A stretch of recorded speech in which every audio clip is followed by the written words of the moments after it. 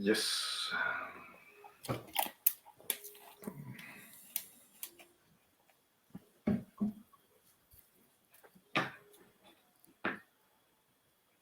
Her vi er på. Kan den starte? Ja, det ligner det.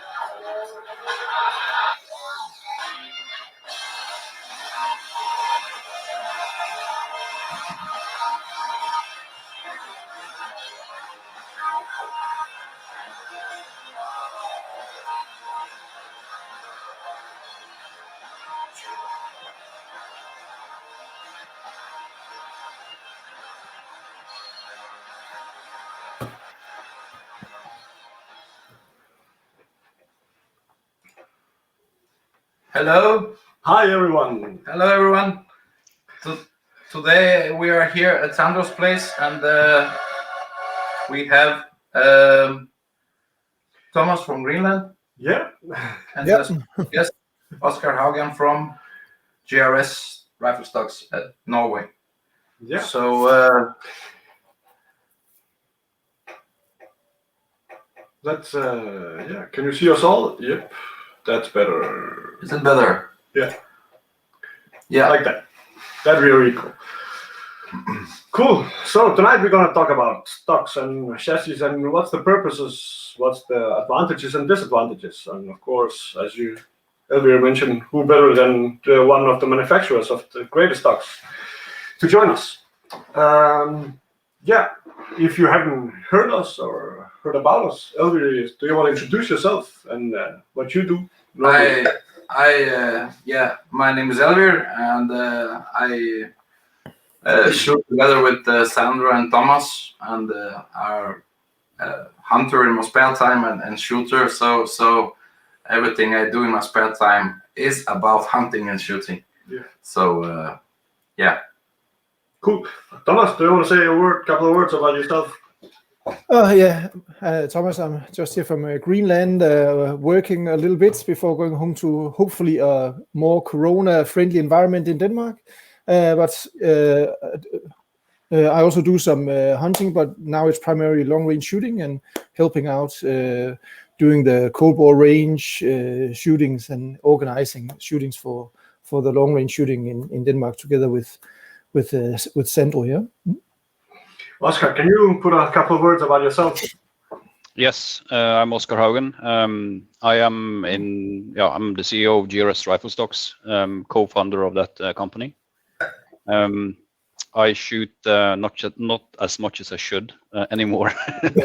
I hunt quite a bit, and I still shoot a lot, but it can never be enough, of course. Cool. Yeah, and I'm Sandro. I started Coldbore range with Thomas as well, and currently mostly shooting, but I also do a little bit hunting, and I like PRS and extended long range shooting. And yeah, but let's dig into why we're here today and stocks and chassis. So what's the purpose of buying a stock that actually fits you?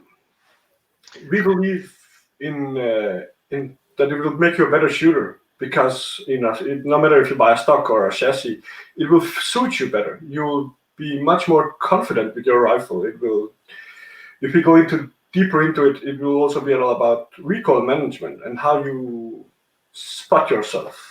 And one of the most important things about that.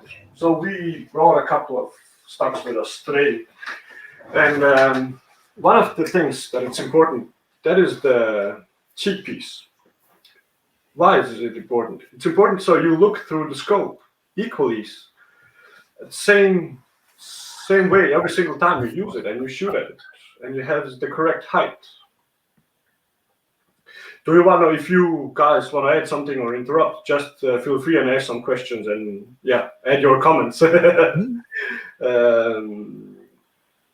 After the cheek piece height, one of the most important things is also the length of pull and how long is the stock compared to your needs. Again, so you lay consistently behind the rifle every single time. One thing I also found very important for my use is the height of the, what's the name of this in English? Height adjustable cheek, not cheek piece, recoil pad. Yeah, exactly. And when this also has the correct height, you will actually notice that the rifle won't jump up as much as normally is, or without this adjustment. So that's some of my personal experience. How about you guys? Why do you enjoy the custom stocks? What do you think? I also have a GRS stock on my rifle, and at the time when I bought it, it was the hunting rifle that I had did not have these adjustability options, and the GRS rifle stock had these options from out of the box.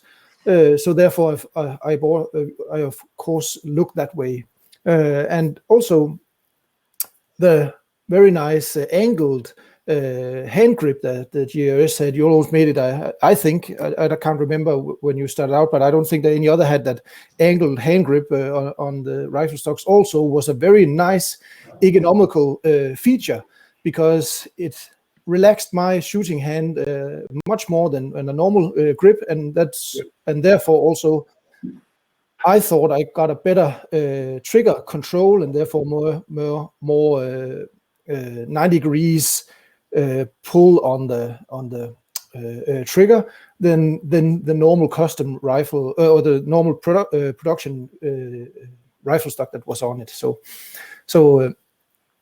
that was also one of the turnarounds for me to choose the GRS rifle stock. How about you, Oscar? How do you sell it professionally to people? Well, I have a GRS stock as well. But the whole idea behind GRS stocks is that instead of you trying to fit your rifle is fitted to you, and it's done so with easily adjustable push button adjustments, and then it's also the grip angle, as I say, and the better contact you have with your weapon, the more accurately you can shoot, because it's you can have the most accurate barrel action and trigger system in the world, but if the transfer of recoil is not the same each time you pull the trigger, you're going to have a bad group.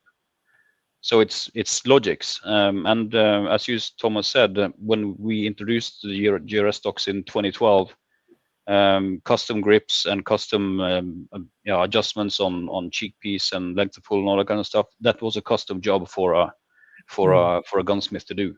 So we basically took the ID and put it into industrial production, and we manufactured it in good volumes. So and that's one of the things with GRS stocks. When you pick it up the first time and you feel that grip, you kind of start to think about what you've done before, and you can't really forget it. So it becomes the reference of what you, or for most people in any way, it becomes a reference, and then it goes back to that. So we often see that people who buy one stock, they change the stocks on all their guns, or most of their guns. So it's kind of a before and after moment when you start using it and you get addicted. You can see the rifles behind the guys there, and there's a lot of GRS stocks there. Oh yes, yeah. I think can we also focus a little bit more on the precision, because as you mentioned, Oscar, the recoil management. It's so important to be consistent from time to time. And if you actually have ever measured your speed lying down and standing up, you can actually get two different muzzle velocities. Yep. Yeah. And you're faster on the target. I saw that when I started shooting GRS stocks, I'm faster on the target because everything fits. So when I put the rifle up to my shoulder, it's the correct length of pull. I have better control and contact with the rifle because it's a full forend and an angle grip. And then the cheek piece is there, so you find the reticle much faster. So you can engage, you can spot, engage, and take down targets much faster. Yeah. Mm-hmm. Yeah. Cool. It was just you're making it really makes sense that the gun fits you instead of that you have to twerk your body to fit the stock. But what about when you produce a stock or design a stock with the rigidity of the rifle stock itself? How do you make the decisions between you started with the laminated stocks and you also now have some composite stocks? And I think you had a aluminium chassis. When do you make the decisions between the rigidity and the precision of the rifles? So you always try to remove as much material as possible to get it as light as possible. In most cases, in some cases it doesn't matter, like the PRS and the long range stuff, because you're mostly engaging targets lying down anyway, and you want the weight so you can spot your own impacts. But on the laminates, there's a clear. You can make it much slimmer than you can now, that we have done, but then it's going to be not fragile, but it's going to be sensitive to outside pressure. So pressure from the side and stuff like that, and that's one of the last question here. I'm going to start with that one. Why we don't make anything for the 202 and 404? Yes. That's exactly why. So if you the stock doesn't have any issues at all with getting or taking the recoil, but because of the design, it's kind of a U design on the back of the stock. It's very sensitive to pressure if it's applied from the side. So it very easily cracks in the rear, and that's the reason we stopped doing it, because we saw people often got one stock and then they had a crack, and we replaced that one. Of course, we replaced it. We won't have it for customers. But so on the second time they got it. But it was a huge cost, and we replaced a lot of stocks. So it was too much. It was costly. Just put it that way. Because I have Sauer 202, and I really like the Sauer 202 rifle because it has interchangeable barrels, and I very much like the GRS stock that I have, and luckily no problems yet with the laminated stock. But it was just combining from the best from the two worlds, from a very nice interchangeable rifle system setup and with your rifle. So, but you were one of the few guys that tried to see if you can you could make it happen. But it's very difficult to get other than Sauer production stocks for it. It's a great rifle. There's no hiding it. But to answer your question, the laminate side, you have to make a compromise on weight and size and all that kind of stuff versus strength. On a composite side, the whole thing about that is rigidity. It's the like weatherproofness. It doesn't need maintenance or anything like that, like oiling. And of course, it's as dead as the laminate in thermal expansion. And that's an important thing as well. The backs or the downside with composites is that it's insanely expensive to produce new inlets. So that's why we don't have the same range as we do in the laminates. In the laminates, we basically just mill out the inlet that we want. On the composites, you have to decide first, and then you invest into that, and it's a high cost investment, but it's a lower cost on the actual item, of course. And we've been asked all the time about, do you have blanks in the composites, like in the Bifrost and the Berserks and stuff like that? But the issue is that you can't mold anything that is over 8 millimeters in thickness.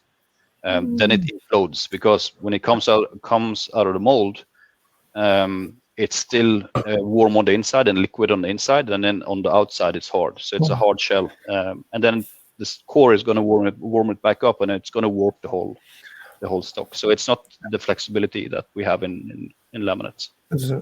Okay, yeah, makes sense.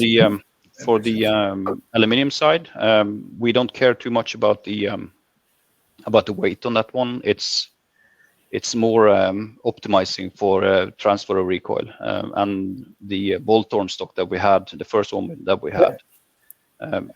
I haven't shot a better one than that, but it was kind of premature when we launched it, and it was sourced the wrong way, to be honest. It was way too expensive. But the quality of transferring of recoil, it's the best one we ever had, for sure. Yeah. Nice. Yeah, that was also one of the questions. Was it simply ahead of its time in the market at that point? Yeah, it was a combination of it. Was we were early with the bolt-on, but it was the price that killed it, I think. It wasn't the features. So we still have some of them. I'm not going to say that it's going to die, but it might come back in a different way. But it was a great stock. It is a great stock.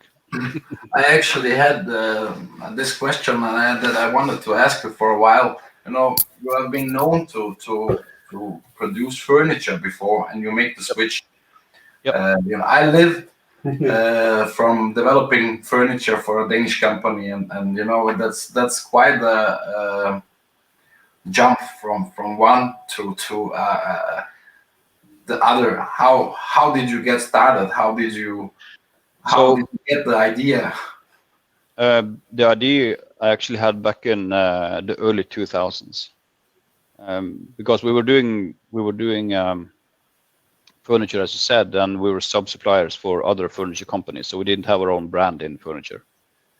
And I've been a hunter for a long time and a shooter for a long time, and I wanted to see if we could produce our stocks, or produce stocks and sell it. And we didn't do that because we were too busy with the furniture side.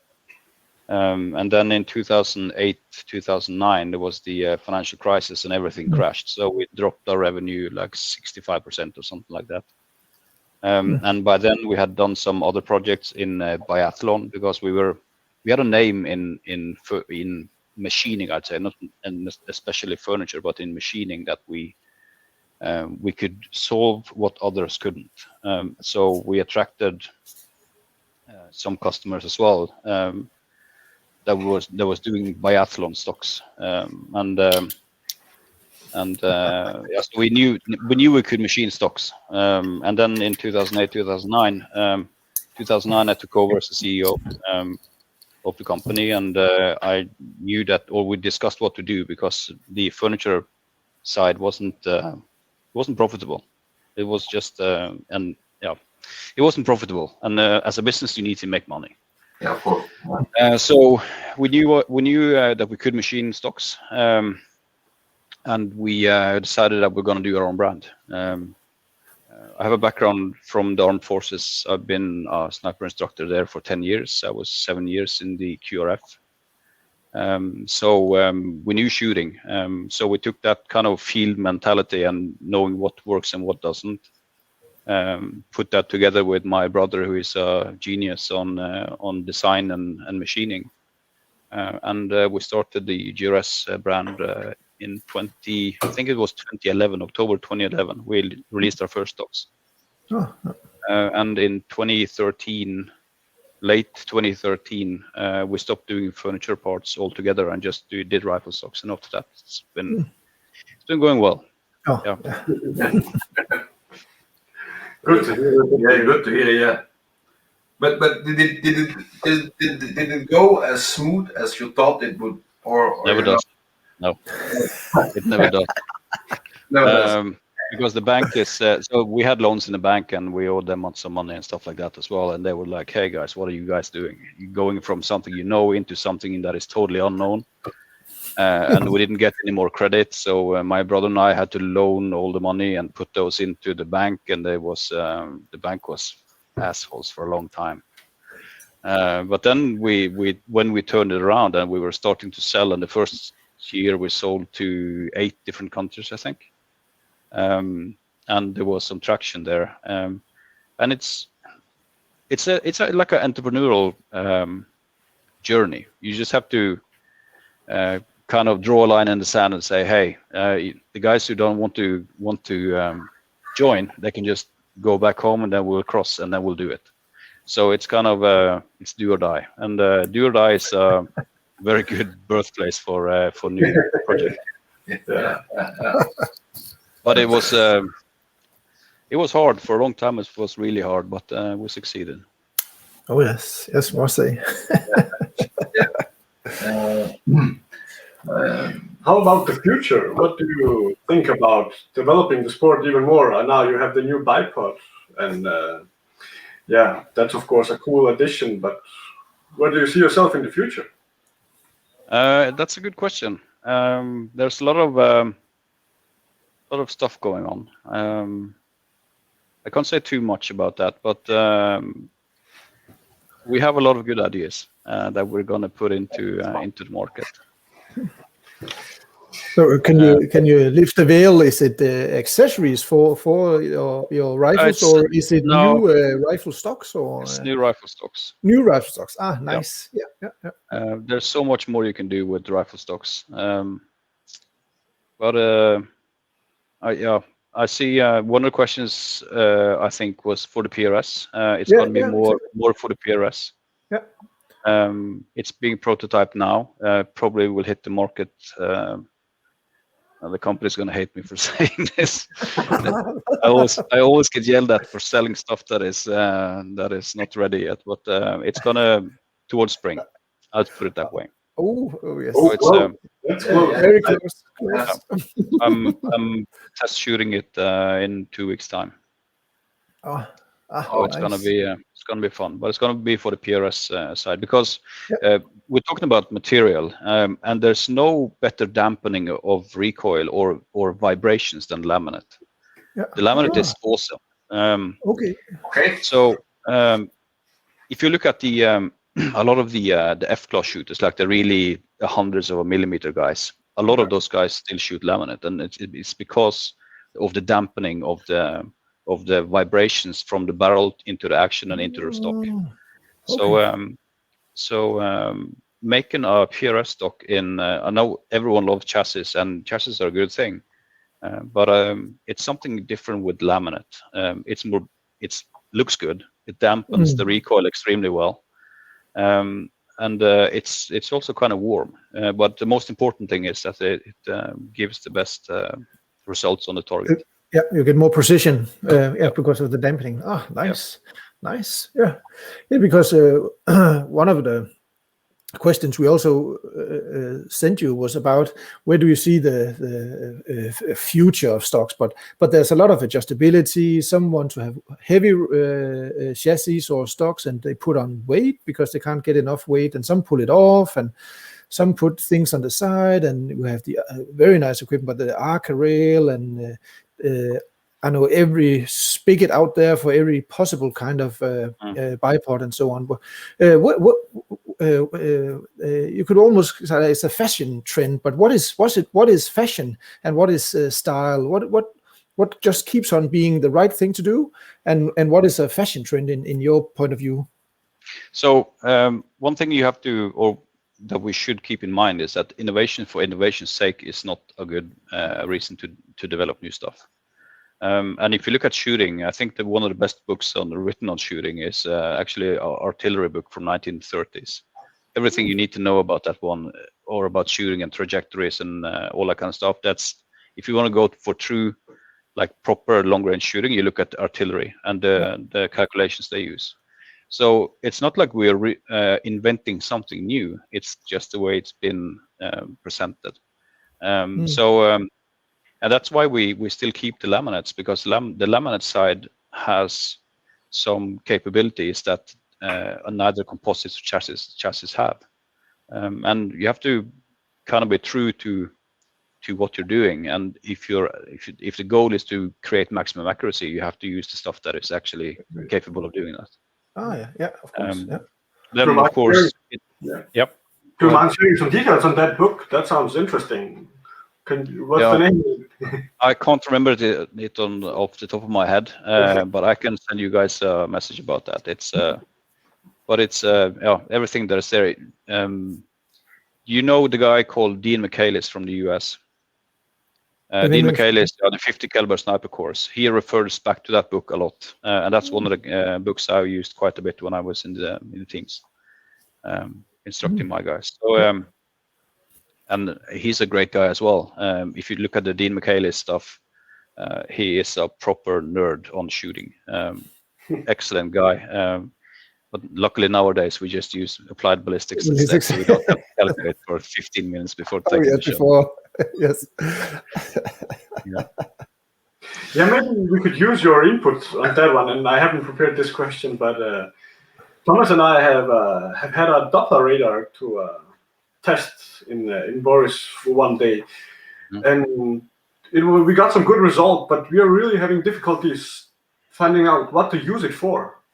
Do you think the normal shooter will be able to achieve some good stuff or good results with having results from a Doppler radar? Or it's mostly on extended ranges. If you look at it realistically, out to 600 meters, it's distance, angle, and wind. That's going to affect your trajectory.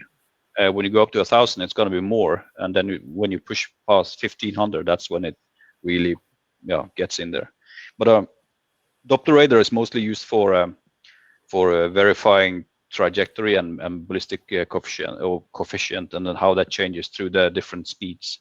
But for a normal guy, I'd say, or for the average shooter, I'd say they don't need that. It's good to, if you verify your or use the manufacturer's BC and use proper what do you call that? Drag curve. If you use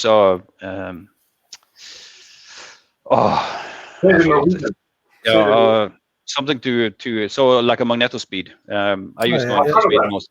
Chronograph. That's it. Then that's good enough for most guys. But of course, it's kit it's a lot of fun researching and finding a new kit. We never get tired of that one. Buying new gear never gets boring. That's true.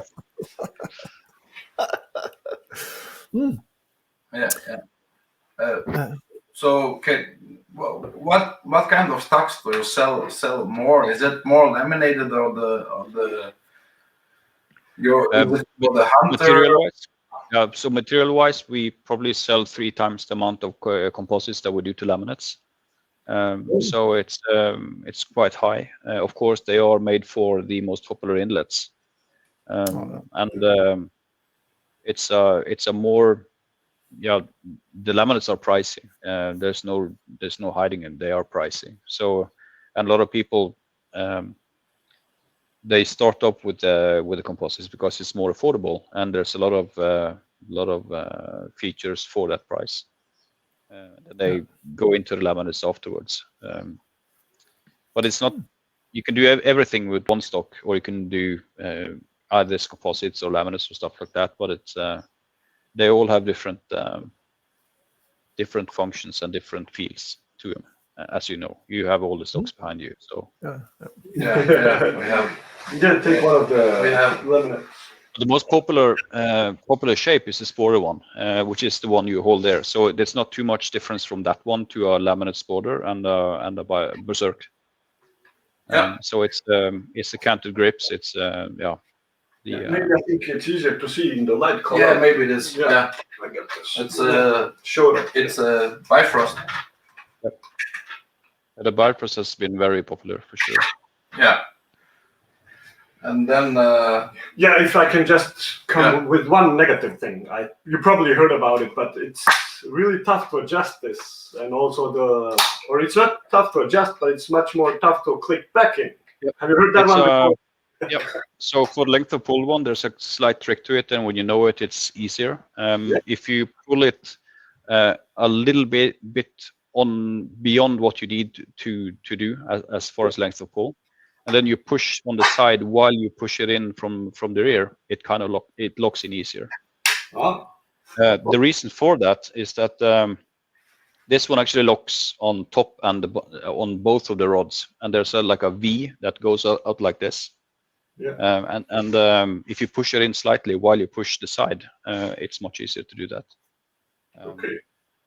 On the top one, it's a matter of it's a bit more tricky. I admit that. It's not as smooth as the first version we had, but then again, it's different, better in a different way. Yeah, but it's also I can imagine also the price and making metal versus plastic. Yeah, it's all about weight on that one. The weight is important. Often you have for the guys who shoot this one, they use it for like mountain hunts as well. So it's all about weight versus rigidity and all that kind of stuff. Yeah. And there is this one. It's a Hunter, yeah. Yeah. Very popular. Very popular. And very nice. It's good stocks. And Sandra, I think you have shown this one. Yeah. It's very nice. The point you were stating about the height adjustable recoil pad option, it's very important. And if you hold up the rifle, you can see. If you hold up a rifle, if you see the core of the bore, you want to have that as close as possible to the center of the recoil pad at all times. And the higher or the more differentiated that is, the more you're going to jump. So the closer it is, the less it's going to jump. But also for the height adjustable one, it's really important when you shoot off bipods and you start to do like 600, 700, 800 meters and up, because then you're going to start canting your rifle. And when you cant your rifle, you're going to take the buttstock and put it lower in the shoulder, and you're going to get the uneven recoil absorption.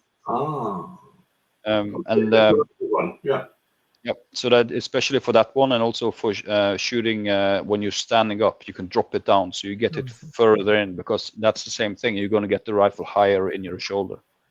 So you always want to compensate for that.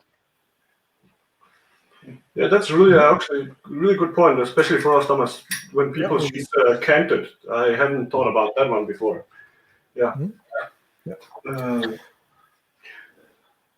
Because I also saw you had developed the accessory with the top-mounted bipods. That also must change the points of gravity, both for the rifle, but also it also changes. It must be a more stable shooting position. Also, with what you said, when you cant it for the long ranges, because the rifle hangs as it does on a 12 o'clock mount, and you would get a somewhat less dispersion, so you don't have to adjust that much with the top mount. It's probably I like the top mounted or it depends on what I'm going to use it for. But so there's like 1,000 different bipods out there, and one of my favorites is the original Harris bipod, the 6-9.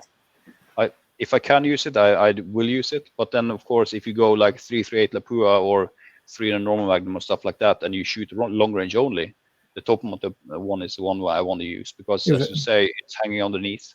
It's much more stable, and it's pretty obvious that instead of having a rifle on top of something, if it hangs underneath, it's going to stabilize itself.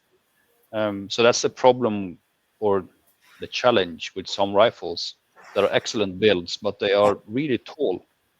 So from the bottom of the grip to the top of the scope, it's really tall. If you look at the PSGs and the KDEX system and stuff like that, it's a really tall rifle, and it's going to be top heavy when you get it that high, and that's so you want to have everything as compact as possible. Yeah, because also I think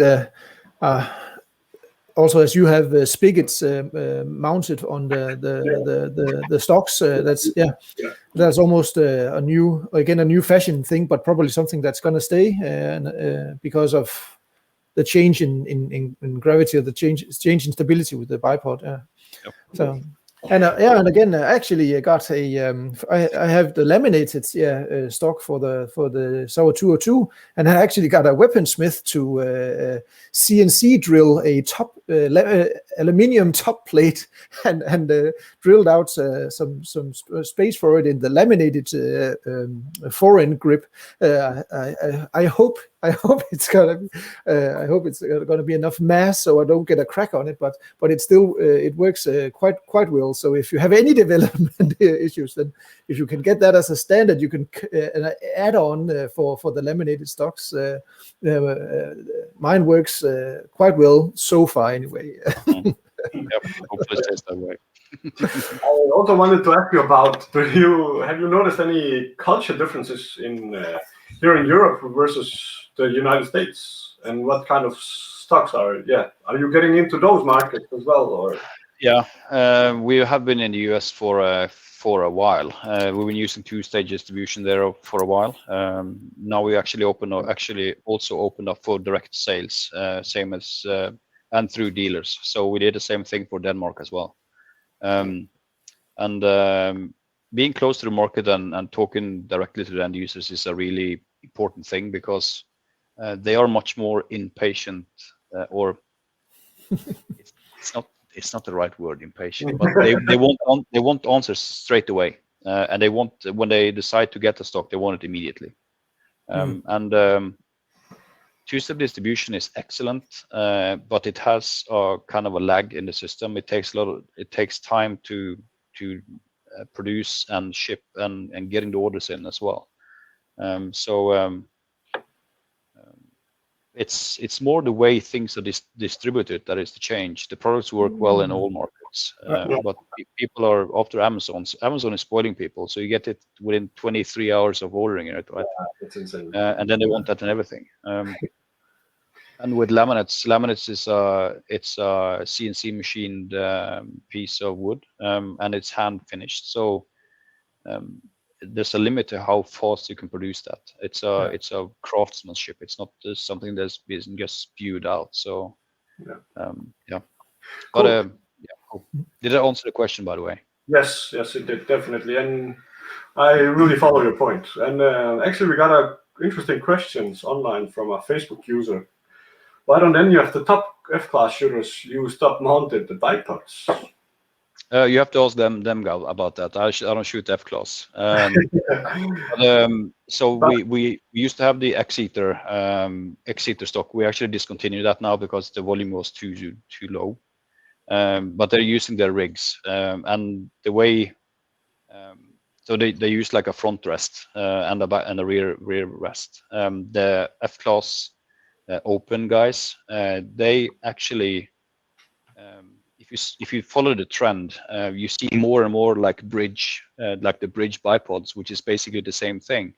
It's mounted underneath, but it's kind of goes up like this and then it goes wide. So it's kind of self-stabilizing, but it's not the exact same. I think but it's the same principle. Yeah. Sorry, you mentioned before, well, especially on the bigger calibers with 338 and larger, there you really see the point of getting a top-mounted bipod. But none of the F-class shooters shoot as big calibers, so I think the recoil is much lower. Yeah. But it's F-class is it's like fly fishing. It's so niche. It's dangerous to open your mouth about opinions around it. I fly fish quite a bit as well, so I know about that. but they are excellent at what they're doing for sure. So Yeah. I heard that at one point you also did some other things like knives and is it I could not find anything about it, but did you try to make knives also? And yeah, we had a cooperation with a company here in Norway about knives, and won't go into details, but something happened in the relationship there, and we just cut it figuratively. So we just stopped it immediately. But we're probably going to reintroduce that at some point. But if we do that, it's going to be something that is closer controlled or closer to us, and maybe even more niche. It was a great knife. There was no question about that.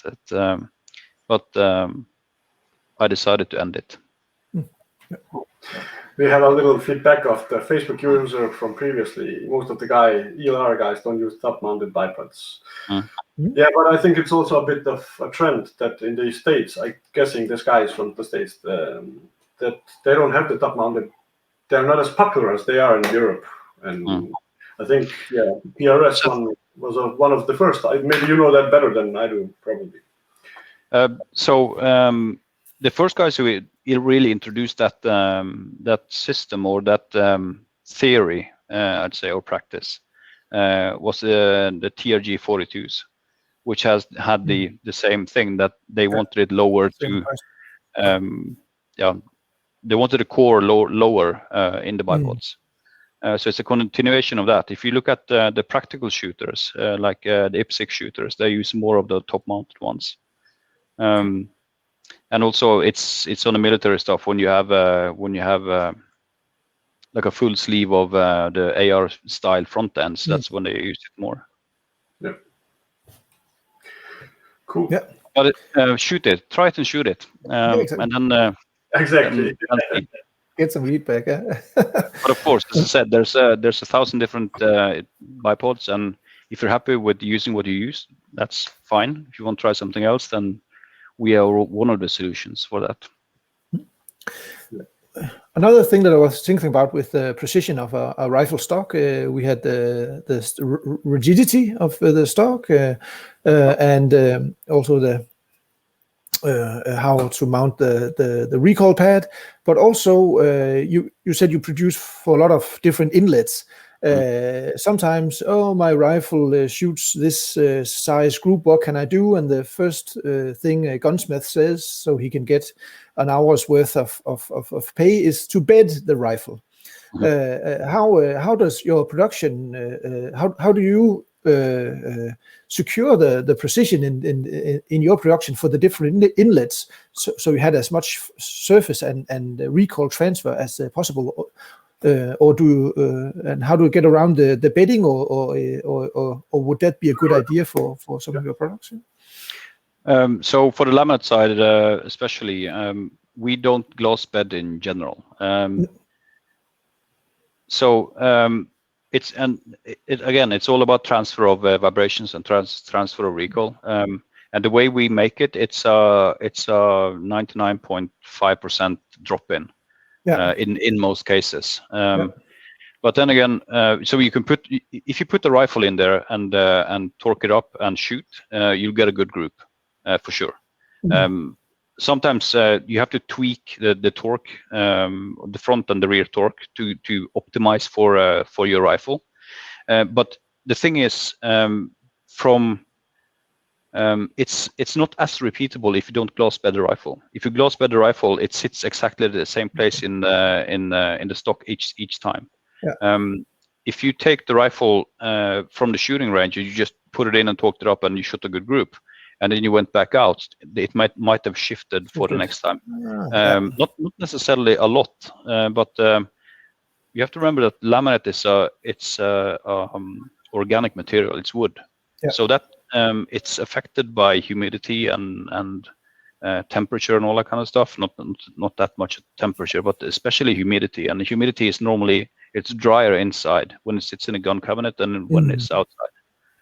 So, but if you have that secure 100% surface area from the action through the bedding and into the stock, then you have the same precision and you have it placed on the rifle or on the target edge each time.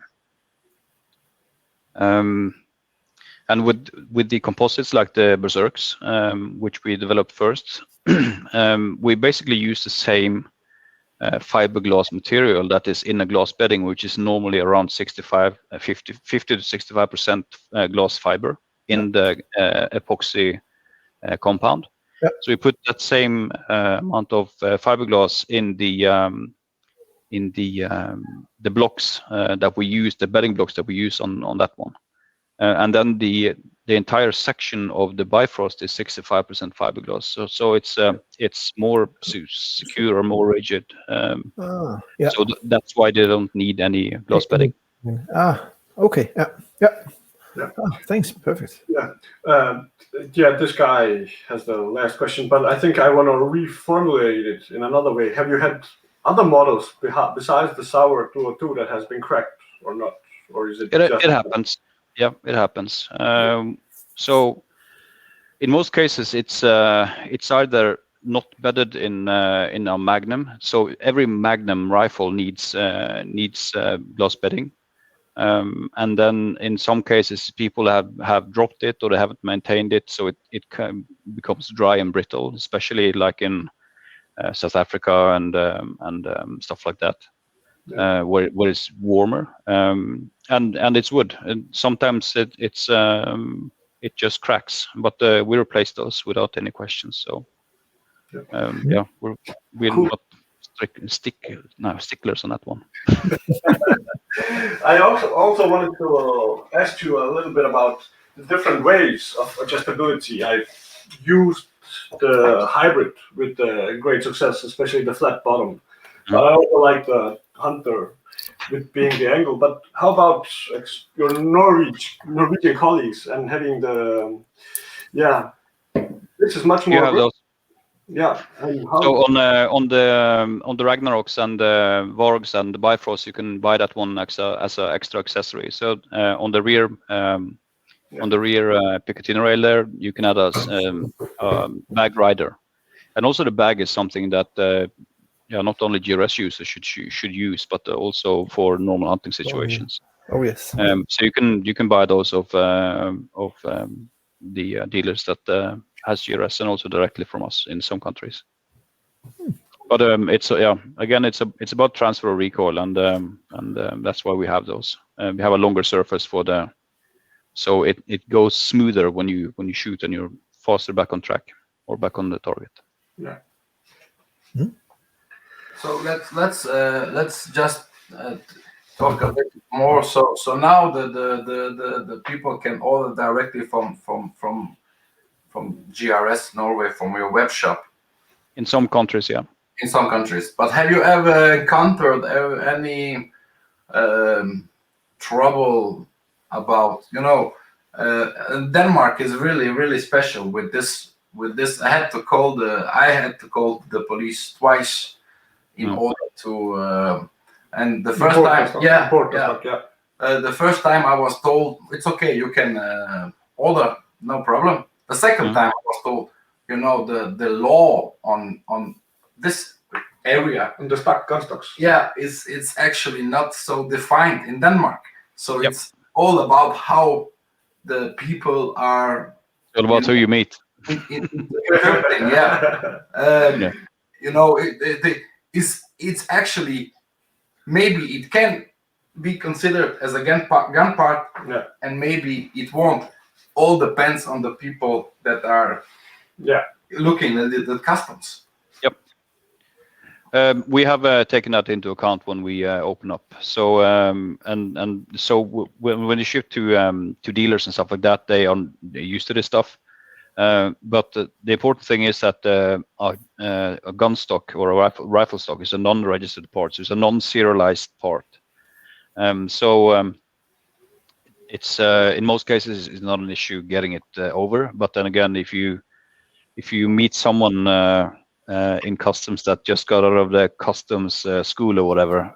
They're very eager to please their master. So, but it's correct as you say. Some people read the laws in one way, and some other read the laws in another way. But it's a non-serialized part. You don't need a permission from a gun or from the police to import stuff like that in most cases. I asked actually the police officer if I could have this in writing. They don't do that. They don't like that. There have been actually many cases in Denmark where people have lost their licenses for importing a knife from. Knives. You guys are tricky about the knives. It's we actually can't ship knives through Denmark to somewhere else. So it's especially the knife side. It's I don't know why, but it's just how it is. Yeah, it's crazy sometimes. You know, I decided to buy it here in shop. But if you're uncertain, of course, you can buy all our stocks with the dealers as well, and the dealers can do glass beddings and help you mount the stock if you're unsure about how to do that. But it's you can get it in most cases, or in all cases. Yeah. So many ways to roam. Maybe it's only Denmark. Maybe the rest of the Europe is different regarding this. But you know, I really wanted to have something. It's getting worse and worse. It's political. I'm not going to go too deep on political stuff, but it's there's a lot of policies that are pissing me off. I'm sure it's pissing you guys off as well. But it's we just have to live with it. Exactly. Yeah, exactly. That's definitely threatening our future in several ways. But yeah, and that's well. I think also it's. I think we've covered all the questions we prepared. If you guys out there have any more questions, please feel free to write them. Or maybe we should slowly close down if you have so many last comments. I think I saw your introduction video. I have to come visit you guys, and then you guys have to come visit me. Yes, that's a deal. Yeah, take you up in the summertime. I could take you up to the gun range we use, and there's a lot of challenging shots up there. Should be fun. Oh yes, looking forward to it. Thank you very much for the invite. Welcome here in Denmark. I would also like to take this opportunity to thank you for joining us and share your knowledge. And thank you very much, Oscar. And thank you. Yeah. Have a great evening. Bye. Yeah. Yes. All right. Have a good one. There is one. Should we take this last one? It's well spotted. Thomas says that rifle stock is not a gun part in Denmark. But actually, the postal company, PostNord, if they get it, they will probably send it back. Policies. Yeah. We don't use PostNord in anywhere. It's there's a reason for that as well. we hate them. All right. Cool. Thank you very much, everybody, and enjoy the rest of the evening. Bye-bye. Bye. Right. Enjoy. Bye. Bye.